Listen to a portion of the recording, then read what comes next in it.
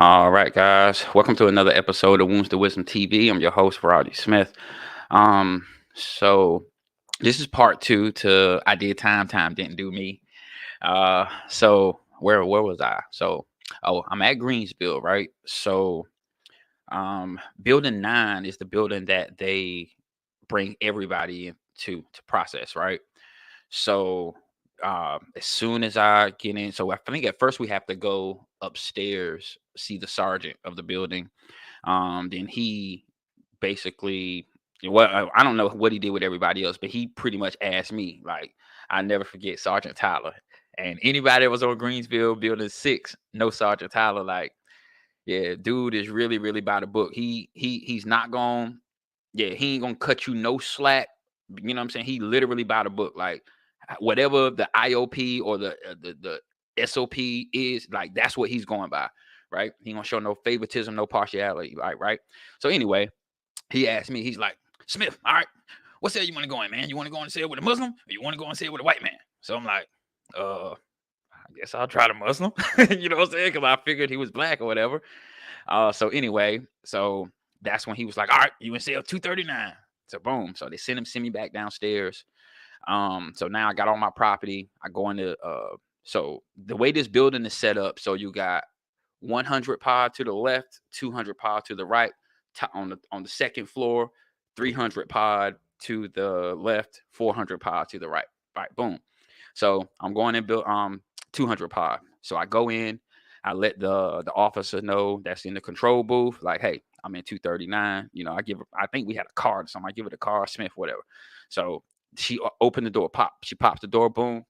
I walk to the cell. So I don't know how everybody else was when you going into your spread, like, but for me, like I was scared. I ain't even gonna lie. Like, cause again, you see the movies, you hear the stories when you in jail, like all you hear it all, and you don't know what to expect.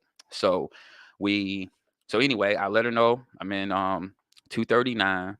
And so like for me, like, because again, I'm from North Carolina, but I'm in Virginia, so I have no homeboys, no none of that, no relatives, none of that.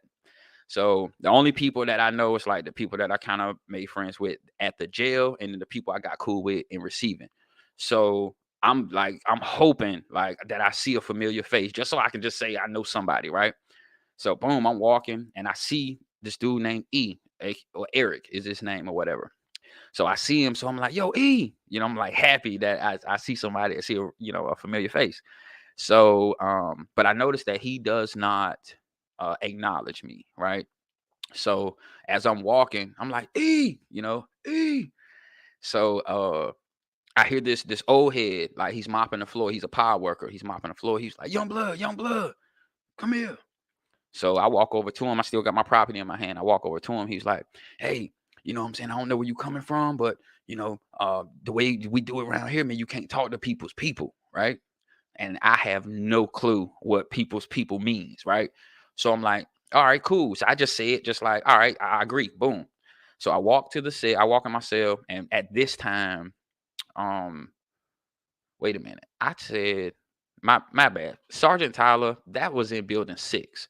I'm in building 9. Like this is the processing building. So there is no, I'll tell y'all about Sergeant Tyler later. My bad. So that was in the Jamaican celly. Like, yeah, that's my bad. That's in building 6 in S2. Right. So mind you, all right, this is S3, building 9. So at this time, I don't have a cellmate. So I walk into my cell. They lock us down for count. Count clears. They let us back out. Right. So the dude E is probably about I'm 239. That's in the corner.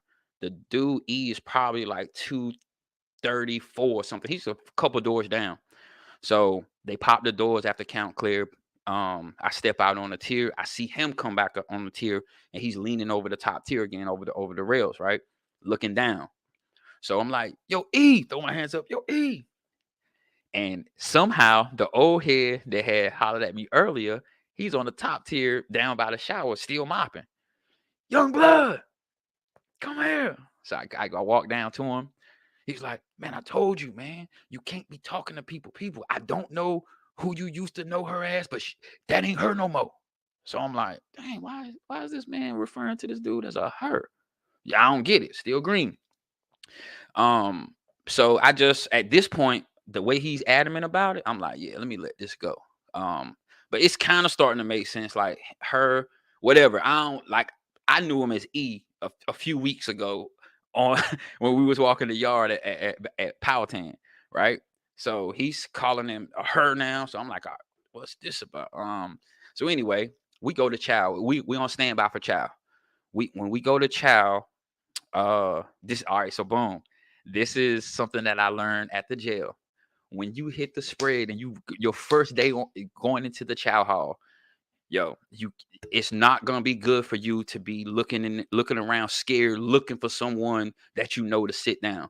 Your best bet is to sit down at the first open seat. It don't matter who's sitting there, if you by yourself or if it's three people and one, and you take the last seat, just sit down and eat, right? You don't want to be in the chop because trust me, they're in there and they're watching everybody that just came to the yard. They know y'all just came to the yard because y'all got all state blues on, like fresh straight blues. Like y'all clothes look like they just got pressed. Like, you know what I'm saying? Like they know y'all fresh, right?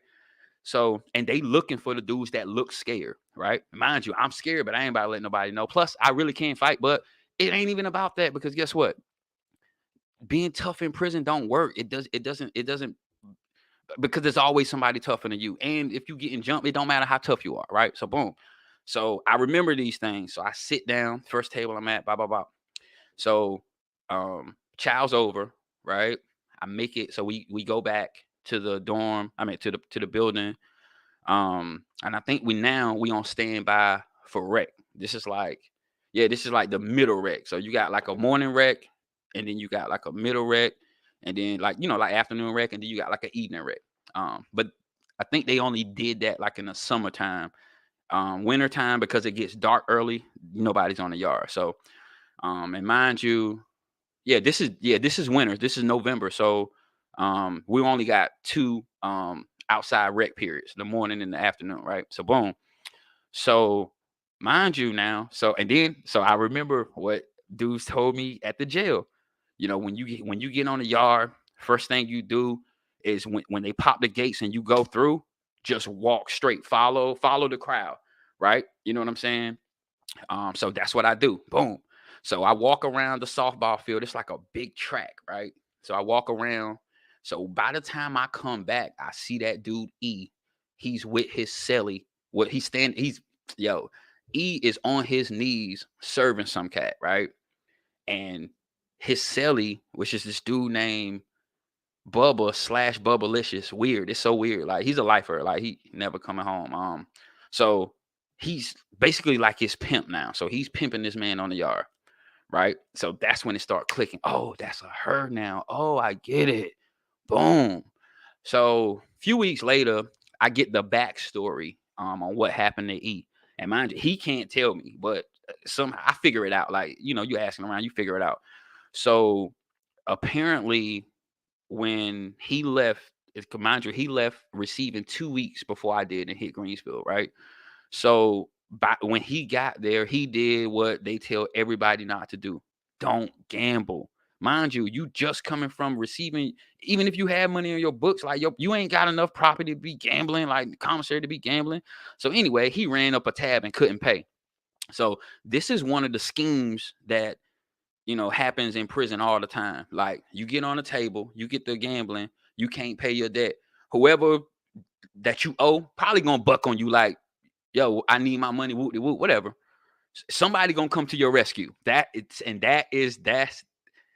dangerous. When somebody comes to your rescue, like, yo, how much he owe you? I'm gonna pay it. So apparently, his cellmate Bubba pays his tab, pays his tab. Then and of course he's like, you can just take care of me on commissary day. But guess what? Don't nobody want that commissary, bro. They want something else. They always gonna want something else. So he makes this little proposition when the dude on the store day and dudes go to pay him back, and he don't want that. So I think he make his proposition. He refuse. He go down the tier and sell his debt to another dude. Like that happens. The man owed $100. Bubba sold his debt for $50, right? And said, all right, yo, the debt money that you owe me, don't even worry about it. You owe him now. Yo, and it's like, When he approach you, it's like you already know what time it is. Like, you know, like, yeah. So he was a booty bandit, right? So the next commissary time, now it's time for him to pay. And yeah, so he have to give himself up, right? So so he take E, right? Whatever. Um, and then somehow the dude that dude sailed the debt back to Bubba, his cellmate. So now Bubba owns him, and that's how he ended up being Bubba's pimp. I mean, Bubba ended up being his pimp. It's crazy. So yeah, that was yeah. Don't borrow things that you can't pay back. Don't gamble, especially if you ain't like that. Like if you're willing to fight and you willing to whatever, like okay, then just deal with that. But the rules are don't borrow, don't gamble, don't try to be on every set. Like be yourself. Like I learned in prison, like if you respect yourself, no people around they have to respect you. They're gonna treat you how you treat yourself. So if you go in there treating yourself like a clown and acting like a clown, guess what? Red nose. Somebody gonna treat you like a clown. You go in there acting like a sucker or punk weak, guess what? Somebody gonna turn you into their girlfriend. Like that's just what happens. You know what I'm saying? The thing is, mind your business, see and don't see, hear and don't hear. You never like another thing I learned, like, um, and I learned this in receiving because like they had actual bars. It wasn't doors, it was bars, right? You never look like when you walking on a tier, keep your head straight. Do not look to the right. Don't look in nobody's cell. Because if you see something going on in the cell and they see that you saw it, now you're indicted. Now you're part of it. You see what I'm saying?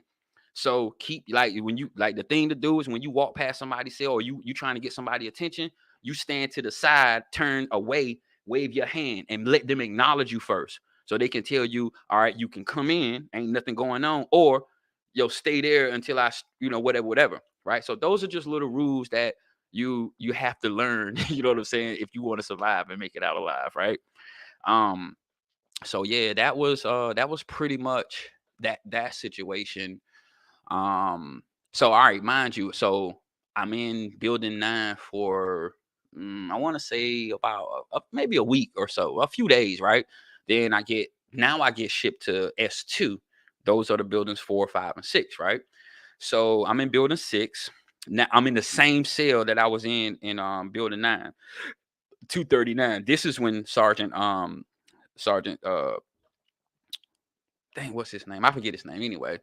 Sergeant Tyler is like, all right, boss. Well, who you want to go on a sale with? White man? You want to go on a sale with a Muslim? So obviously I chose Muslim, but really it was a Jamaican dude named Reef, like one of the best dudes I ever met. Like because of him, I learned how to bid, and like he just gave me the game. Like crazy story about him too. Like because he was the actual he helped me develop my hustle when I was in there. So like everybody has a hustle. Some people know how to iron designs in your shirts.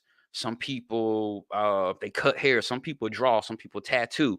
You know what I'm saying? Like there's all kind of ways to hustle in there, right? Some people buy a bag of coffee and sell shots of coffee for soups. Like everybody has to have a hustle, right? If you don't have a job. So immediately when I get in the cell with Reef, like mind you, this is November. So Thanksgiving comes around. We have like, they give us like a little Thanksgiving meal or whatever, right? Yo, so we come back from chow, me and Reef, and so we've been in the cell with each other for a few weeks. Like he taught me basically like because he had the cell, so he really obviously he's on the bottom bunk. I got to get on the top. He's got all of his property and stuff. I'm fresh, like so I don't have a TV, I don't have a radio, I don't have any of these things. You know what I'm saying? So but he would let me, you know what I'm saying, listen to his music, whoop de whoop, or like we had to establish rules because at this time I was fresh in there, so I didn't have a job established. I didn't have, and I graduated high school and went to college, so I wasn't required to go to school for GED. Um, I was allowed to like I could go. I was either my treatment plan, if you will, was either going to get a job or take up a trade. But at the time, I had too much time to go into a trade. Like I think you had to have like 5 years or less, and I think I mean, they gave me 10 years, but I was only required to do like 8 and some change. So my at this time, I only been locked up for like a year. I caught the case in November. I'm already on my spread within a year, like, which is crazy. Like, some dudes sit at the jail for like years, 2, 3 years before they even get a state number and get sent up the road. But my trial, everything was simple for me. Like, I don't know how, I don't know why, whatever, it is what it is, right? So I don't have a job. So the rules were like, I can be in the cell chilling, you know what I'm saying, go to rec, whatever, whatever, while he's at work. But like, if he come from work, like, I got, it's courtesy to give him some time in the spell, time in the cell to kind of, wind down from his day, whoop de whoop. Those are little things. Like, you have to learn how to get along with your cellmate. Like, y'all have to have uh a bond, basically, because y'all living in a 6x9. I don't even know how big those cells was at Greensville, but y'all living in that box together. Y'all have to make it work. Like, he got your back, you got his back. That's how it's got to be. You know what I'm saying? And he still had time. I think at the time he was on a 23, 24 year sentence, and I think he was down at this point like 19. And so yeah, so okay, going back to Thanksgiving, right? Thanksgiving Day, I'll never forget it. It's after chow, after like lunch. We back in the cell, and I think it may have been like kind of either cold that day or raining or something. But I refused. I didn't want. I chose Empire Rec. Like, I didn't want to go outside, right? And he stayed in too. So like, I'm on the rack, and I think he might have gave he. I was either listening to his Walkman or his music or CD player or something he had, or I'm reading a book. One of the two. I don't remember, but I'll never forget, yo. I'm on the top bunk, right? So I'm reading the book. He he closes the door, right?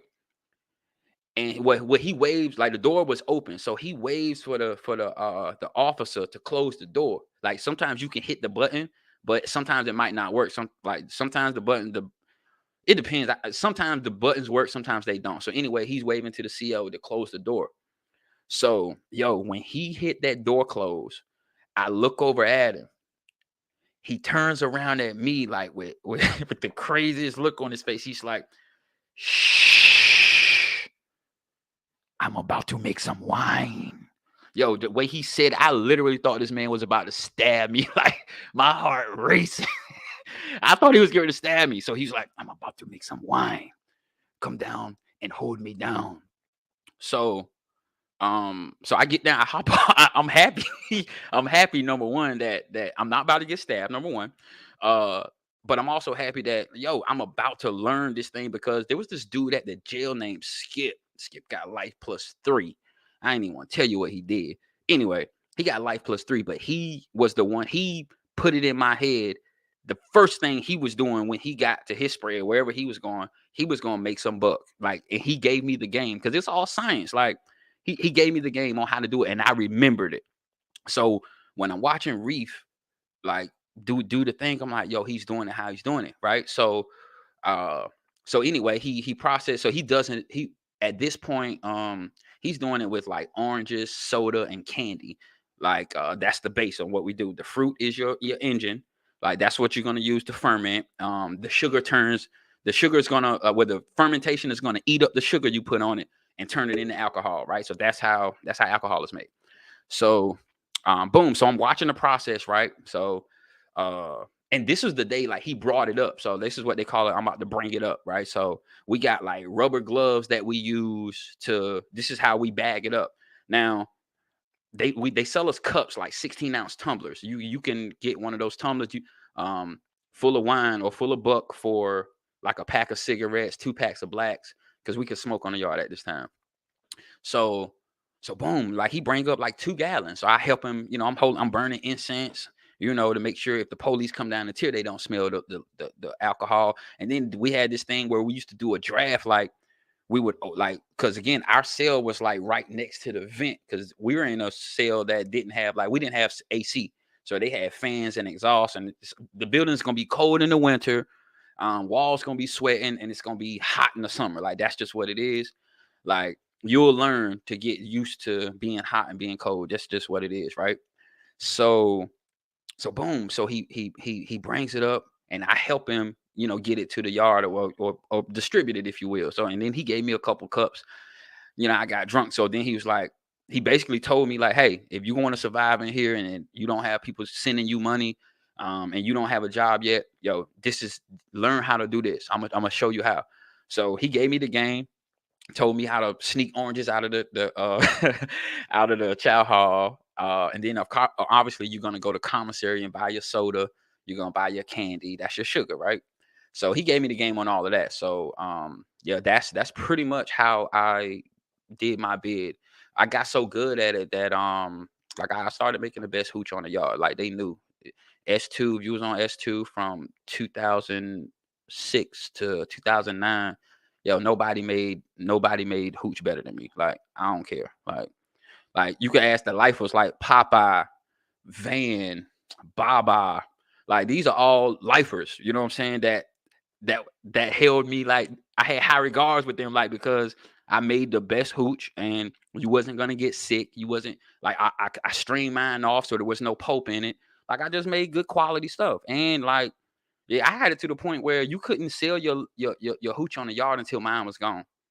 And I had like dudes on the other side of the fence mad, whatever, but couldn't do anything because the lifers had my back. Reef, all these guys had my back. Like they basically let it be known on the yard, like Carolina good with me. Like, like I would never forget it. Van made a statement on the yard, like, yo, I ain't never leaving this joint. Carolina get me off the yard, and he get me off right. Like he get me right. It's always good. So y'all gonna leave him alone, whoop de whoop. And mind you, like I kind of, what I'm saying, I'm a nobody on the yard at this time, but once that happened, that kind of like elevated my status. Like dudes knew me on the yard, like, yeah, that boy right there make that. You know what I'm saying? Like, so it used to be just me and Reef at one point. Then it got to the point where he got 5 gallons in the cell cooking. I got 5 gallons in the cell cooking. You know what I'm saying? So, and I never got caught. Like the whole time doing that. Even when I went to Greens, Baskerville, like, there's some dudes that can vouch too. Like I put out that pressure on the yard. But anyway, that was just how I survived, right? But yeah, definitely got more stories. I'm definitely gonna do a part 3. Um, yeah, I got hella stories. But yeah, that was pretty much essentially how I made it and navigated through my bed, right?